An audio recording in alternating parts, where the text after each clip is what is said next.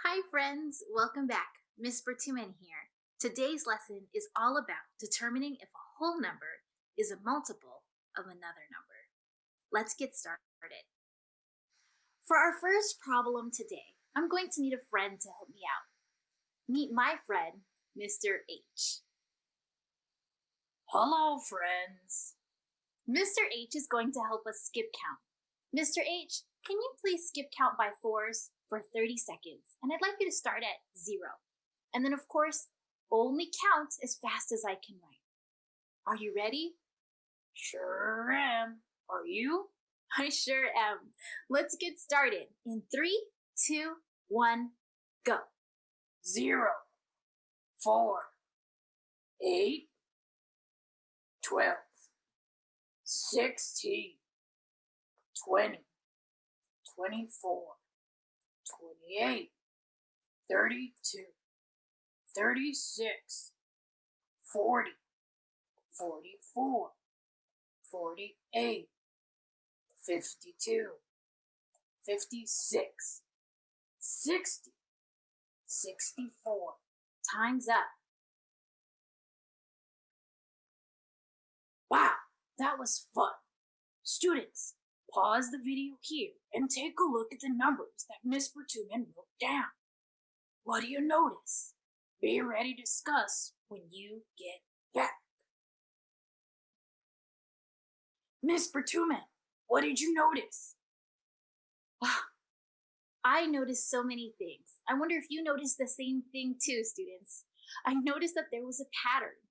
All of the numbers here in this first column have a 0 in the ones place. In the next column, the second column, all of them have a 4 in the ones place. Here, all of the numbers have an 8 in the ones place. In the second to last column, all of the numbers have a 2 in the ones place. And in the last column here, all of the numbers have a 6 in the ones place. That is a great observation. Let's continue counting where I left off. This time, students, please count with us. And as you count, think about the patterns that you see. Are you ready? I know I am. Let's count. Starting the clock in 3, 2, 1. 68, 72, 76, 80, 84, 88, 92, 96, 100, 104, 108, 112, 116, 120. Let's quickly review.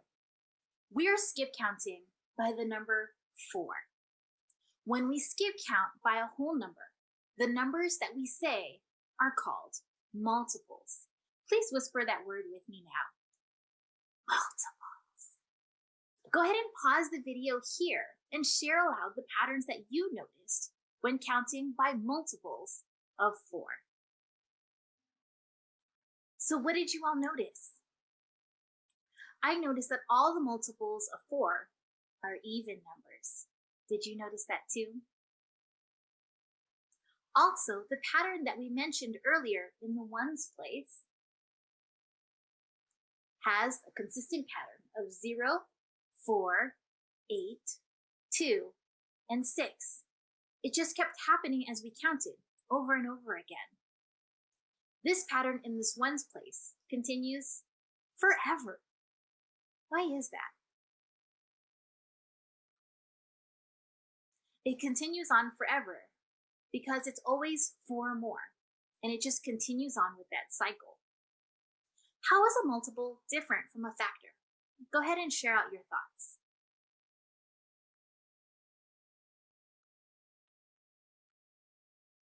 When we found factors of a number, we listed them and then we were done. For example, the factors of 4 are 1, 2, and 4. With multiples, we could keep going on forever and ever, just like the multiples that we've written here. Is 24 a multiple of 4? Yes, it is. How do you know?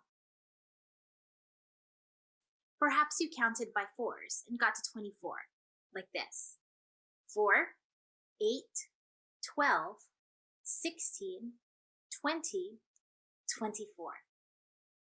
Maybe you already knew that 4 times 6 equals 24. Maybe even you divided. 24 divided by 4 is 6. So 24 is a multiple of 4. Is 24 a multiple of 5? No. How do you know?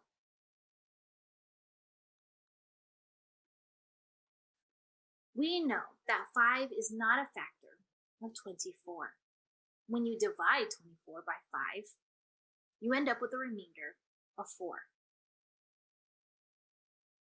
Is 96 a multiple of 3? What can we do if we're not sure? We can use long division to see if 96 is divisible by 3. Go ahead and pause the video here to use long division to determine if 96 is a multiple of 3. We'll compare afterwards. So is 96 a multiple of 3? Yes, it is. Here we can see that 96 divided by 3 equals 32 with no remainder. Another way that we can solve if 96 is a multiple of 3 is if we use associative property. 96 equals 12 times 8. Let's go ahead and factor 12 as 3 times 4.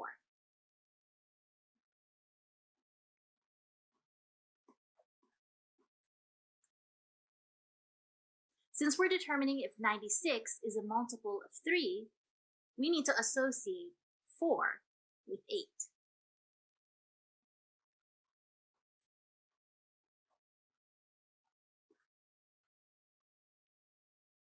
What is 4 times 8? 32.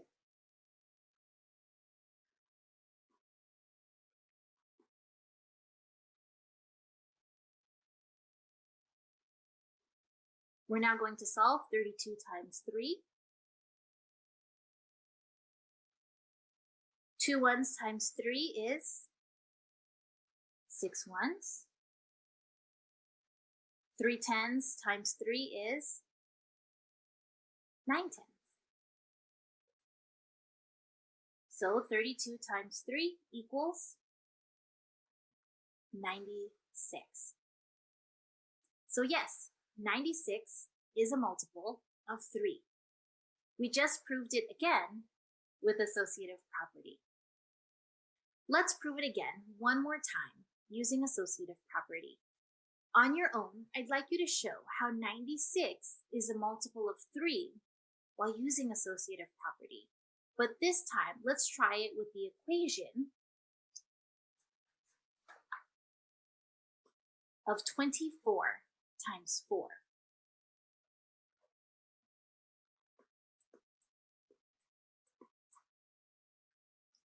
Think, how can we factor out 3? Pause here and we'll compare afterwards. Welcome back. Go ahead and take a moment to compare your work with mine.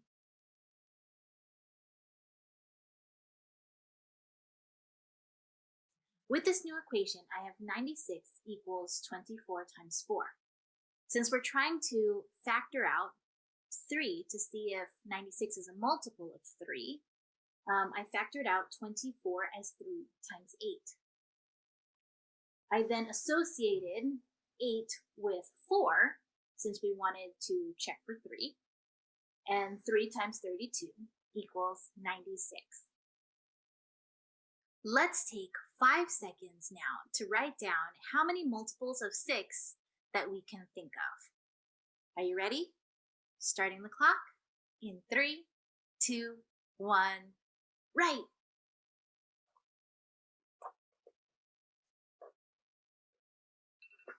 Ooh, time. Here's my list. I'm wondering, is there any multiples of 6 that are also multiples of 2 and 3? Let's see if we can use associative property to figure this out. 60 equals 10 times 6.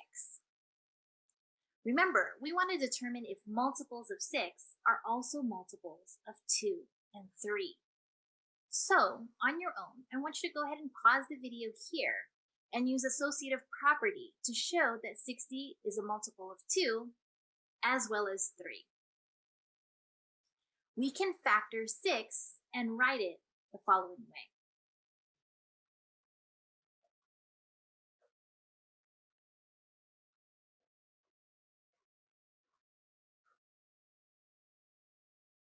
Let's now associate 2 with 10.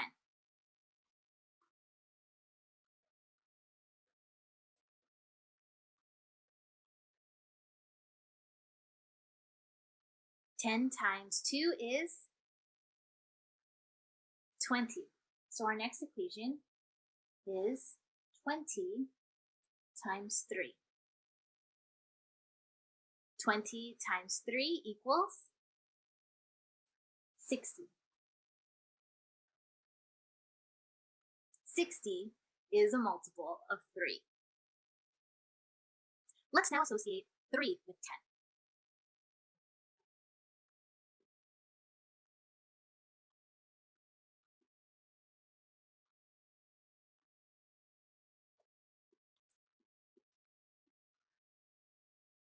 Ten times 3 is 30.